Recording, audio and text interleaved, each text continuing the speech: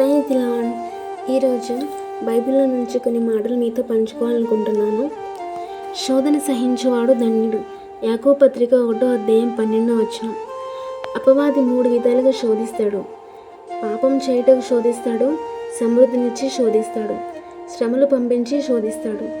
యోబును సాతాను మొదటి 2 విషయాల్లో ఓడించలేకపోయాడు. శ్రమలను పంపైనా ఓడించాలనుకున్నాడు.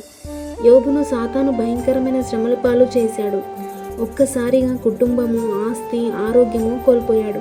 కానీ యోబు దేవుని ప్రేమించినవాడు కాబట్టి శ్రమలో కూడా దేవుని దూషింపక శోధనకు నిలిచిన వాడే పోగొట్టుకున్న దానికంటే 200గా దేవుని యొద్ద నుండి పొందుకున్నాడు.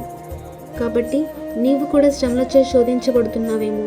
దేవుని ప్రేమించేవాడే శోధనను సహించగలడు, శ్రమలలో దేవుని స్తుతించగలడు. కనుక శ్రమలు కలుగుతున్నాయని విసిగిపోక, దేవుని యొద్ద నుండి దూరం అవ్వక మరింతగా దేవుని హత్తుకో. శోధన సహించిన నీకు దేవుడు నిశ్చయముగా గొప్ప బహుమానం ఇచ్చునుగాక. ఆమేన్.